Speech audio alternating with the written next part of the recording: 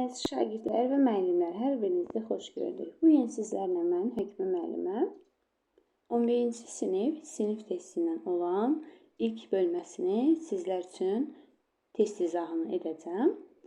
İlk başlığımız elektromaqnit sahəsi və ümumilikdə sinif dərsliyindən 10 mövzunu əhatə edir. Mövzu izahlarını yükləmişəm. Demək olar ki, bir neçəsini də yükləyəcəm yenidən. Mütləq şəkildə dərs izahlarına baxın, daha sonra isə testi işləyin. Bu zaman elektrik və maqnit sahəsinə uyğun bir dənə motivasiya ilə cümləmizə başlamaq istəyirəm. Unutma, sən zərrəcikləri idarə edən gücə sahibsən.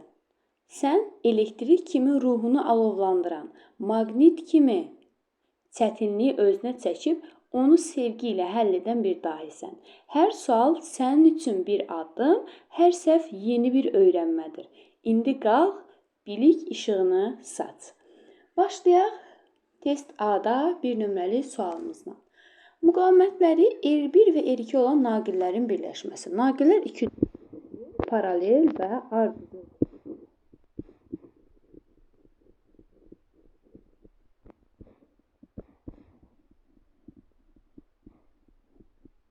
Birləşmə zamanı cərəyan şiddətləri toplanır, gərginliklər bir-birlərinə bərabərdir, müqavimətlərin isə tərs qiymətləri götürülür. Bu zaman yekun olaraq R-i tapsaq, R bərabər olmuş olacaqdır. R1 vurulsun R2 bölünsün R1 plus R2 şəklində hesablaya bilərik.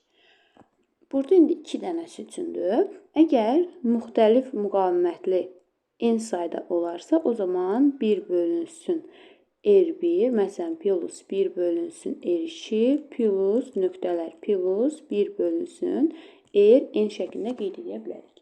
Əgər müqavimətlərimiz bir-birlərinə bərabər olarsa, yəni, məsələn, ikisi üçün yazıram, bir-birlərinə bərabərdirsə, onların birini götürüb sayına bölməyimiz kifayətdir. Və yaxud istənilən n saydadırsa, yenə də qiymətlər eyni olduğu təqdirdə müqavimətin birini götürüb sayına, yəni n-ə bölməyimiz kifayətdir.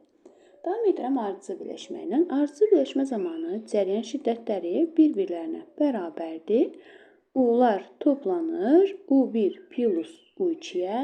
Müqavimətə gəldikdə isə R1 plus R2 şəklində qeyd edə bilərik. Əgər R1 müqaviməti R2-yə bərabər olarsa, o zaman R ardıcıl bərabərdir. Birini götürüb sadəcə olaraq sayını vurmağımız kifayət edəcəkdir. Davam edirəm 2 nömrəli sualımızla uyğunlaşdırmadı və mütləq şəkildə bu tip suallarda diqqətli olun. Bir dənəsini yazmadıqda sual artıq səhv sayılmış olur. Skalyar kəmiyyətdir. Skalyar kəmiyyətdə hər ikisi həm gərginlik, həm də elektrik hərəkət qüvvəsi.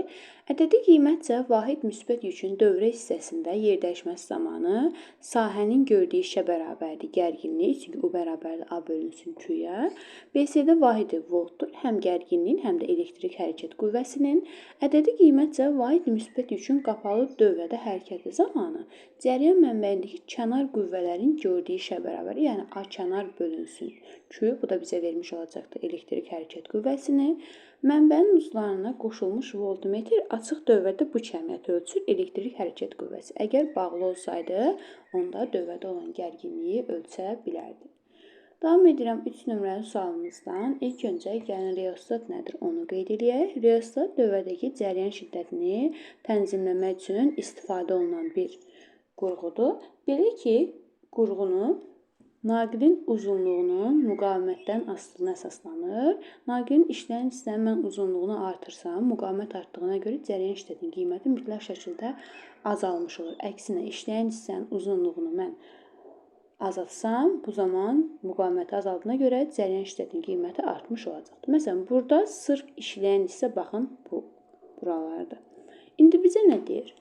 Demək, şəkildə reostatın sürgüsünü, üç vəziyyəti və diaqramdakı lampanın parlaqlığı təsvir edilmişdir. Sürgünün vəziyyəti və lampanın parlaqlığı arasındakı uyğunluğu müəyyən edin. Deməli, biz ilk öncə 3-ə baxırıq. 3-də demək olar ki, bütün hissə işləyir. Yəni, baxın, bu hissələrin hamısı işləyir. Deməli, uzunluq çoxdur. Uzunluq çox olduğuna görə müqavimət əgər uzunluqla düz aks olduğunu nəzərə alsaq, bu zaman müqavimət artıqdır. Deməli, cəryan şiddəti ən kiçik olmalıdır. Deməli, 3-ə aiddir ən kiçik parlaqlıq, yəni K. M nöqtəsi həm K, həm də L üçün ortaq bir mövqeyi tutur. Yəni, nə K-dan kiçikdir, nə də ki, L-dən böyükdür. Bir nöqtəsinə gəldikdə isə bir nöqtəsində biz tamamilə işləyən hissənin uzunluğunu azaltdığımıza görə cəryan şiddətində qiyməti artır və bu zaman da parlaqlıq mütləq şəkildə artmış olacaqdır. Yəni 1L, 2M və 3K nöqtəsi ödənmiş olar. Gəlirəm 4 nömrəli sualımıza. Şəkildə bir cisim maqnit sahəsinin induksiya xəttlərinə perpendikulyar istiqamətdə daxil olan bərabər kütləli Q1 və Q2 yüklərinin eyni bir zaman fasiləsindəki hərəkət trayektoriyaları göstərilibdir və bu zərrəciklər üçün yüklərinin modulunun nisbəti və yüklərin işarəsini müəyyənləşdirin. Bu sualda əslində bizlərə qiymət olaraq verilməli idi, yəni tam olaraq bölgülər arası. Məsələn, tutaq ki, mən burada ilk öncə təyin edirəm yükün işarəsini. Yükün işarəsini təyin etməyim üçün sual qaydasından istifadə edirəm. Şəkil əlimin üstünü görəcək formada 4 barmağım sürət, onda baş barmağım mənə göstərmiş olur Lorentz qüvvəsinin istiqamətini. Bu zaman Q2 üçün təyin eləsəm 4 barmaq sürət istiqamətində, baş barmaq mənə göstərmiş olur F Lorentzi. Burada əslində çevrəni tamamlasaq, bu nə olmalı idi? Mərkəzə doğru olmalıdır. Deməli, Q2 üçün mütləq şəkildə mənfidir. İndi baxıram Q1 yükünə. Q1 yükündə təkrarlayıram. Şəkil əlimin üstünü görəcək formada 4 barmağım sürət istiqamətində, baş barmağım yuxarını göstərmiş olar. Bunu da çevrəyə tamamladıqda həqiqətən mərkəzə doğru yönəlirsə, deməli bu müsbət yüklüdür. O zaman Q1 olacaqdır müsbət yüklü. Amma burada biz yükləri radiuslarla əlaqələndirə bilərik. Belə ki, radiuslara baxdıqda, məsələn, hər ikisinin radius olaraq bizə eyni veribdir. Və yaxud burada bizə zərrəcik haqqında da tam məlumat vermir ki, görək zərrəcik hansı zərrəcikdir. Məsələn, sadəcə olaraq biz müsbət mənfi olaraq təyin edirik. Məsələn, müsbət, tutaq ki, mən götürdüm proton, bəs helium, məsələn, heliumu da götürə bilərəm. Və yaxud tutaq ki, elektronun mənfi yüklü zərrəcik kimi götürdüm, antiproton onun kimi mənfi yüklü zərrəcik. Ona görə yüklər mütləq şəkildə radiuslar olmalı idi ki, biz radiuslarla işləyək. Yəni Q1 bölünsün Q2 radiusla düz mütənasib asılı olduğuna görə buraya yazardım R1 bölünsün R2. Sadəcə olaraq R1 bölünsün R2 nisbətində bizə 1 olaraq veribdilər. Bu zaman burada bir şey də var idi ki, bunun da bölgüsünü 2 bölgü olaraq radius kimi götürdükdə, bununki da deməli bizə bunların nisbəti ilə 1-i vermiş olacaqdır. Yəni, biri proton, biri isə elektrondur. Davam edirəm 5 nömrəli sualımızla. Bir cisim maqnit sahəsinin induksiya xəttlərinə perpendikulyar istiqamətdə cəryanlı naqil yerləşdirilir. Cəryanın istiqaməti bizdən şəkil müstəvisinə doğrudur. Bu zaman 1, 2 və 3 nöqtələrində, həmçinin 4 nöqtəsində yekun maqnit induksiyası modulu arasında hansı münasibət doğrudur? Gəlin ilk öncə biz X olanda bir maqnit induksiyası hansı formalardır, onu yadımıza salaq. Belə ki, sağ əlimizdə X bizdən gedir. Sanki baş barmağımız vərəqi deşir. Bu zaman 4 barmağımızın hərəkət istiqaməti sağa doğru, yəni bir nöqtəsi üçün, bu da saat əqrəbi istiqamətində hərəkət olduğunu göstərir. İndi qeyd etdikdə B maqnit induksiyalarını, bu birin B maqnit induksiyası bir cisim maqnit sahəsinin induksiyası ilə eyni istiqamətdədir. O zaman B 1 üçün yazıramsa, bu da bərabər olmuş olacaqdır. B ilə B-ni toplayacağım 2B. Daha sonra baxıram 2 nöqtəsi üçün. 2 nöqtəsi üçün bu sahənin özünün B maqnit induksiyasıdır. Bu isə X-in əmələ gətirdiyi. Bunlar arasındakı bucaq 90 dərəcə olduğuna görə yazıram B2 bərabərdir. Kök altı B kvadratı plus B kvadratı. Bu da bərabər olmuş olacaqdır. Kökdə 2B-yə. Sonra baxıram B3 nöqtəsinə. B3 nöqtəsində isə Sahənin özünün B maqnit induksiyası sağa doğrudur, amma 3-ün yaratdığı isə sola doğrudur. Bu zaman B3 ən kiçik qiymət, yəni 0 almış olacaqdır. B4-ə baxdıqda isə yenə B4 həmin bu B maqnit induksiyasına, yəni sahənin özündə olan B ilə perpendikulyarlıq əmələ gətirib. Bu da eləyəcəkdir kökdə 2, B şəklində təyin edə bilərik. Deməli, burada uyğunluğu göstərsək, deyə bilərik ki, B1 böyükdür. B2 bərabərdir B4-ə, bu da böyük olmuş olacaqdır B3-dən. Davam edirəm 6 nömrəli sualımız ardıcıllıqdır.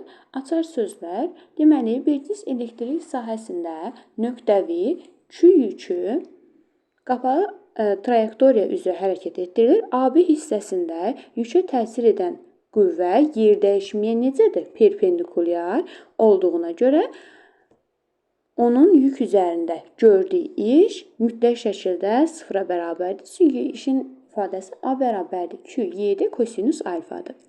Daha sonra BC hissəsində yükə təsir edən qüvvə yerdəyişmənin əksinə olduğundan sahənin gördüyü iş mənfi olmuş olacaqdır.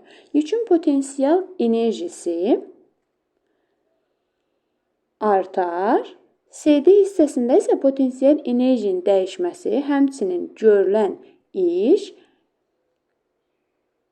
deməli, burada 7-ni 2 dəfə istifadə edirik. Görülən iş 0-a bərabər olur. Trayektoriyanın DA nöqtəsində yükə təsir edən qüvvə yerdəyişmə istiqamətində yönəldiyindən görülən iş müsbət olmalıdır və yükün potensial enerjisi azalmış olacaqdır. Yəni, ardıcıllığımız 3, 7, 6, 4, 1, 7, 8, 2, 5. Bir dənə 7-ni burada 2 dəfə istifadə elədik.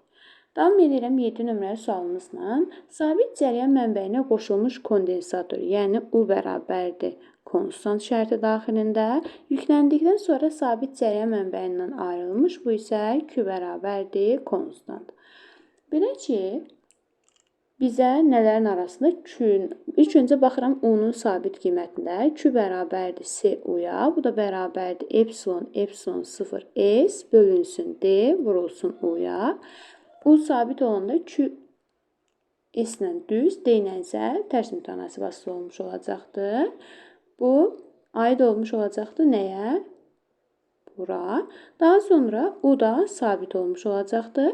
Q-nun sabit qiymətində isə biz U-nu təyin etsək, U bərabərdir Q bölünsün C-yə. Bu da bərabərdir QD.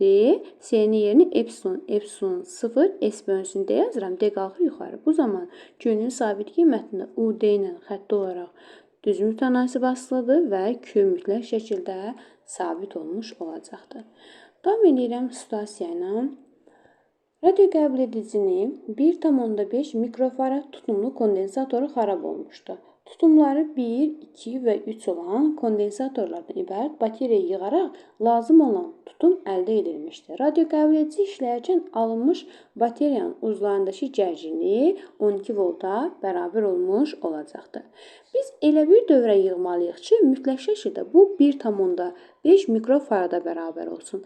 Onda mən 1 ilə 2-ni, yəni C1 ilə C2-ni bir-birlərinə paralel şəkildə yerləşdirərəm. Buraya yazaram C1, buraya yazaram C2, C3 isə onlara ardıcıl şəkildə yerləşdirsəm, bu zaman ümumi C-nin qiyməti 1,5-ə bərabər olmuş olar. Daha sonra kondensatorların hər birindəki gərginliyin qiymətini hesablayın. Gəlin bu suala belə baxaq. C1 ilə C2 bir-birlərinə paraleldir. Deməli, U1 bərabərdir U2-yə. Onda tutumun düsturundan U-nu tapsam, Q1 bölünsün C1, bu da bərabərdir Q2 bölünsün C2-yə. Bu zaman Q1 bölü Q2, bu da bərabərdir C1 bölünsün C2-yə. Yəni, C1-in qiyməti 1, C2-nin qiyməti 2. Buradan da Q2 bərabər olmuş olacaqdır 2 Q1-ə. Yəni, birincidən keçən yükə bir Q desəm, O zaman ikincidən 2Q qədər yük keçmiş olacaqdır. Bu zaman üçüncüyə 3Q qədər yük düşmüş olacaqdır.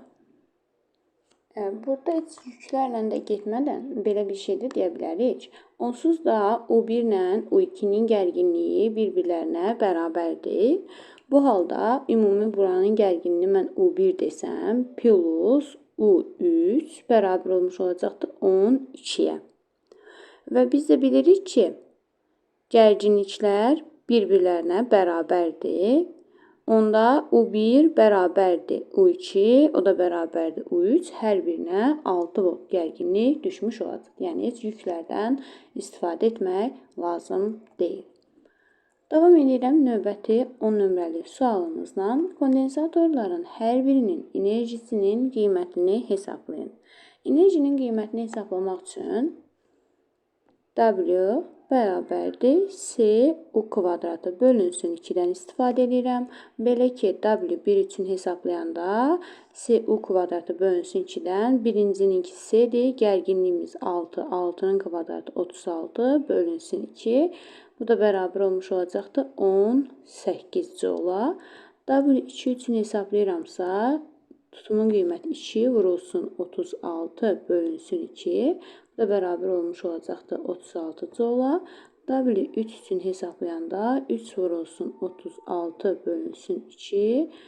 Bu da bərabər olmuş olacaqdır 48 joula. Davam edirəm 11 nömrəli sualımızla. Hansı halda ikinci kürəciyin yükü müsbət olmuş olacaqdır? Biz bilirik ki, yüklər eyni şarlı olarsa mütləq şəkildə bir-birlərini dəf edər, əks şarlı olduqları təqdirdə isə bir-birlərini cəzb etmiş olacaqdılar.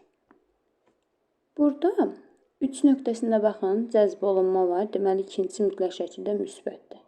Bir də 5-də birinci müsbətdir, deməli ikinci də müsbətdir ki, eyni şarlı olduqlarına görə bir-birlərini dəf etmiş olurlar.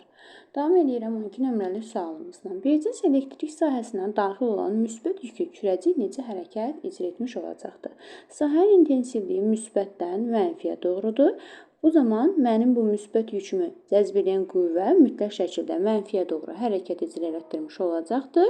Onda F və V eyni istiqamətlidirsə, deməli bərabər yeyinləşən hərəkət icra etmiş olacaqdır, yəni A variantı. Çünki birinci sahədən söhbət gedir. 13. Suda bir-birindən məsafədə yerləşən 2, Q1 və Q2 yükləri arasındakı qarşılıqlı təsir qüvvəsi F-dir. Bu yükləri vakuumda hansı məsafədə yerləşdirmək lazımdır ki, onların qarşılıqlı təsir qüvvəsi yenə F-ə bərabər olmuş olsun. Bu zaman F1 bərabərdir F2-yə. F-in düsturu bu deyil miydi? F bərabərdir K vurulsun Q1 Q2 bölünsün epsilon R-in kvadratı. Onsuz da K2-lər gedəcəkdir. Bizə qalmış olacaqdır epsilonlar. Onda belə yazıram. 1 bölünsün epsilon 1 R1-in kvadratı. Bu da bərabərdir 1 bölünsün epsilon 2 R2-nin kvadratı. Buradan təyin eləsək epsilon 1 R1, bu da bərabərdir epsilon 2 R2-yə. İndi bizdən onları deməli qarşılıqlı təsir qüvvəsi yenə F-ə bərabər olmuş olsun. Yəni bizdən R-lər istəyir. O zaman yazıram R2 bölünsün R1-ə. Bu da bərabər olmuş olacaqdır. Kök altı epsilon 1 bölünsün epsilon 2-yə. 81-i də 1-ə böləndə düşür 81. Kökdən də 9 çıxılmış olacaqdır. Bu zaman R1-in qiymətini R verdiyinə görə R2 də bərabər olmuş olacaqdır 9 R-ə, yəni C variantına. 14 nömrəli sualımız hazır qrafiklərdən biridir. Belə ki, sahənin intensivliyinin radiusdan asılılığını istəyir. Birinci hissəsi sahəndə, yəni kürənin daxil olduğuna görə intensivlik 0-dır. Digəri isə tərs mütənasib asılılıq olmuş olacaqdır. Bu da B variantına uyğundur. Sonra 15 nömrəli sualımızda fi bərabərdir K2 bölünsün R ifadəsindən istifadə edirəm. Bu zaman səthində və daxilində sahənin potensialı eynidir. O zaman yazıram fi A bərabərdir fi B-yə və getdikcə radius artırsa mütləq şəkildə fi'nin qiyməti də azalmış olacaqdır. Onda fi A bərabərdir fi B bərabərliyi mütləq şəkildə fi C-dən böyük olmuş olacaqdır. 16. Müstəvi kondensator sabit gərginlik mənbəyinə qoşulmuşdur. O zaman yazıram ki, U bərabərdir konstant.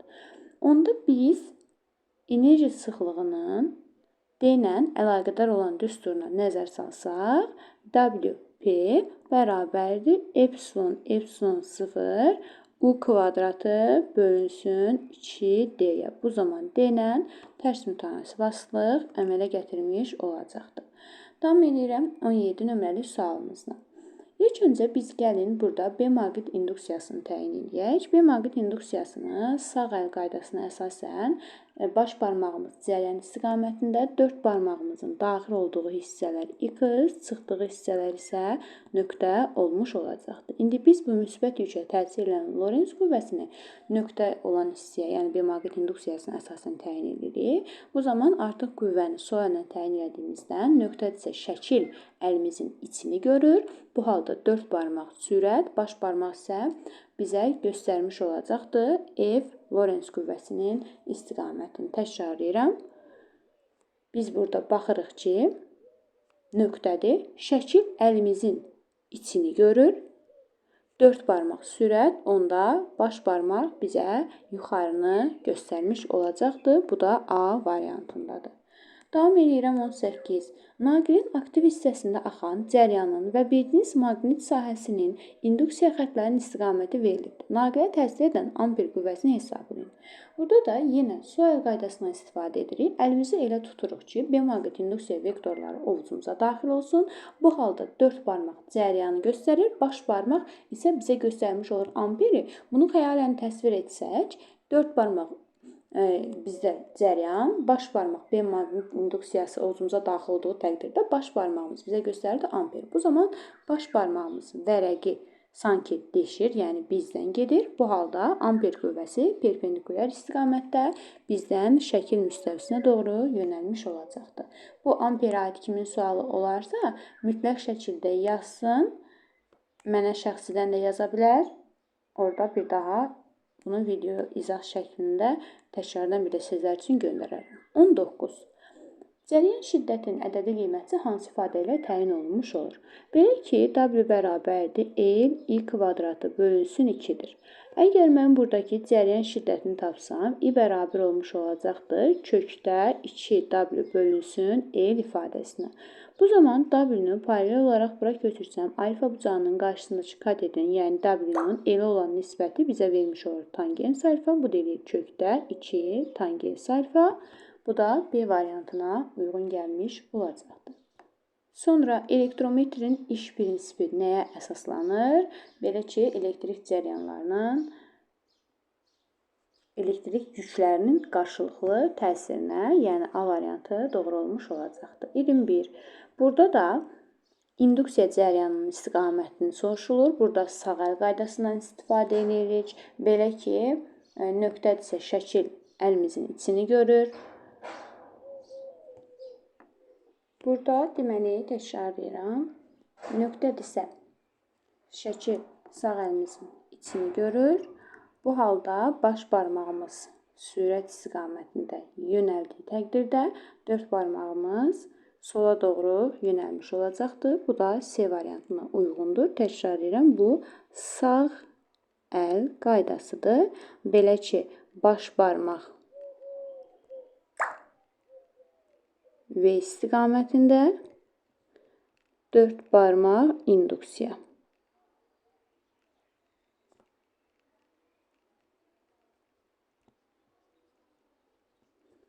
Davam edirəm 22. Bildiyiniz maqnit sahəsində çevrə üzrə bərabər sürətlə hərəkət edən yüklü zərrəciyin fırlanma periodunun maqnit sahəsinin induksiyasının asılı qrafiki hansıdır? Belə ki, T bərabərdir 2πm bölünsün QB ifadəsidir. Onda T B ilə tərs mütənasib asılıq əmələ gətirmiş olacaqdır. 23. Məftil çərçivəni kəsən maqnit seli 2 saniyə ərzində 4 Weberdən 12 Weberə qədər artdı. Bu zaman induksiya elektrik hərəkət qüvvəsi modunu hesablayın. Epsilon bərabərdir mənfi delta fi bölünsün delta t-yə. Bu da bərabərdir 12 minus 4 bölünsün 2. Bu da bərabər olmuş olacaqdır. 8-i 2-yə böləndə bizə 4, yəni Y variantı olacaqdır. 24. B nöqtəsinə bu hissəyə mənfi Q yükü gətirildikdə A nöqtəsindəki elektrik sahəsinin intensivliyi belə ki, bilirik ki, müsbət yükdən mütləq şəkildə mənfiyə doğru yönəlmiş olacaqdır. İlk öncə mənfi yük gətirməmişdən əvvəl Q yükünün intensivliyi bu istiqamətdə idi. Əgər mən bura mənfi yükü gətirsəm, bunun da intensivliyi bu istiqamətdə olacaqdır. Yekun intensivlik toplandığına görə intensivliyin modunu mütləq şəkildə artar. Sahənin potensialına gəldikdə isə skalyar kəmiyyət olaraq baxırsınız. Fi bərabərdir KQ bölünsün R şəklində ifadə edəcəm. Birinci üçün, yəni müsbət yük üçün KQ bölünsün R-dir. Siz müsbətin üzərinə mənfini gəlsəz, yəni Fi1 plus Fi2. Fi1-iniz müsbətdir, Fi2 isə gətirilən B nöqtəsinə mənfi yükdür. Əlbəttə, müsbətin üzərinə mənfi gəldikdə mütləq şəkildə skalyar olaraq azalmış olacaq. Yəni potensial azalır 1 və 3 D variantı. 25 nömrəli sualımız. Radiusu R olan müsbət yüklənmiş metal kürənin səthinin potensialı 40 voltdur. Kürənin mərkəzindən 4 R məsafədə olan nöqtədə potensialı hesablayın. Fi bərabərdir K Q bölünsün R-dir. Bu zaman sahənin potensialı radiusla tərs mütənasib asılıdır. Onda deyirəm ki, əgər radius R olanda ona 40 voltdursa, bu zaman 4R olanda buna yazacaq X.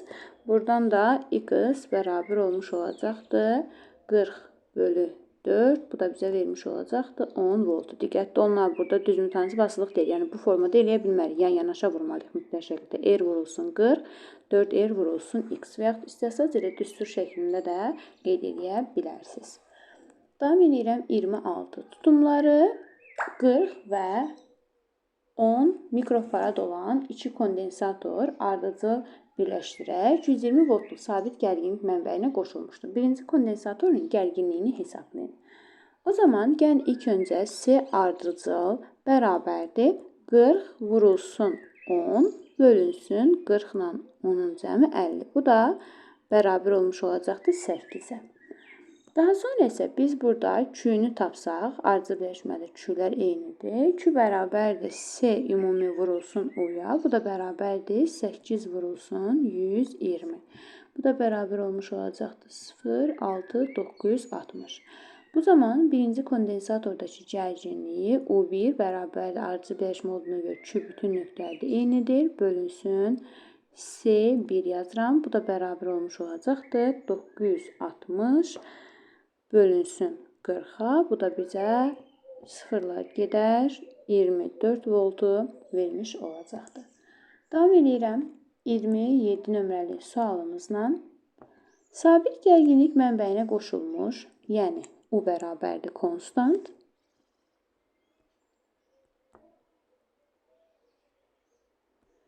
Lövhələrin sahəsini dəyişmək məsafəni 2 dəfə artırdıqda.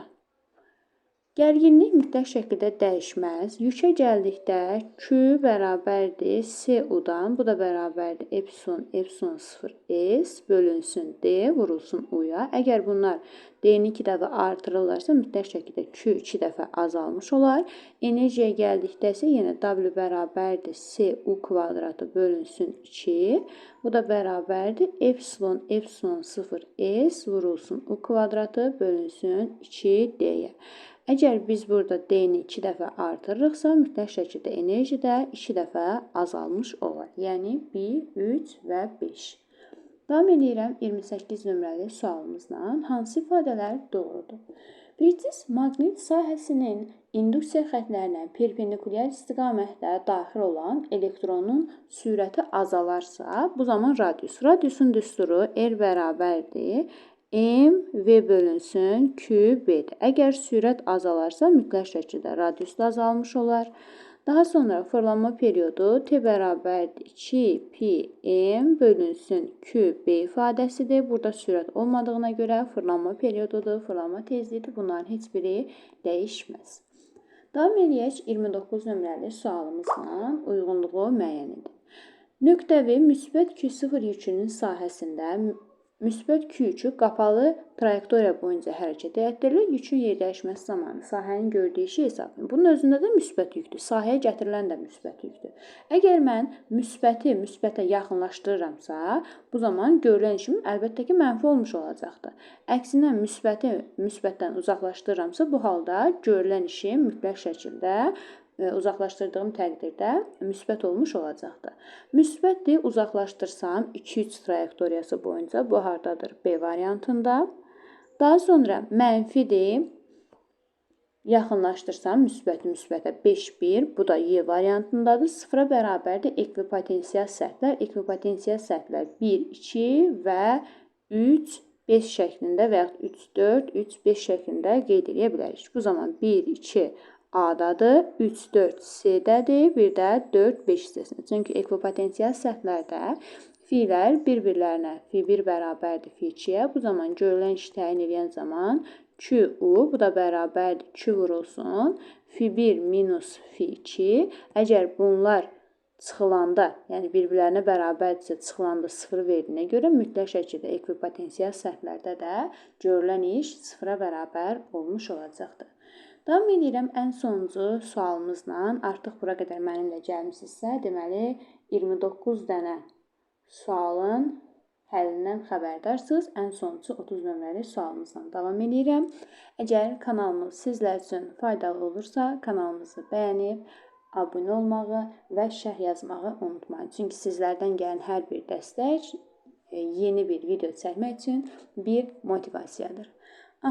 30 nömrəli sualımız. Elektrik cəryanı keçən sarğacdakı cəryan şiddəti 3 dəfə artarsa, sarğacda maqnit sahəsinin enerjisi W bərabərdir I kvadratı bölünsün 2-dir. Əgər cəryan şiddətini mən 3 dəfə artırsam, bu zaman enerji 9 dəfə artmış olacaqdır. Maqnit seli F bərabərdir L idi. Sarğac dediyinə görə L-i sabit götürürəm. Bu zaman cəryan şiddəti 3 dəfə artırsa, maqnit seli də 3 dəfə artmış olar. İnduktivlik isə heç nədən asılı deyil. Bu da dəyişməz olaraq götürə bilərik. Növbəti video izahda B variantını izah edəcəm. Növbəti video izahlarda görüşmək üzrə.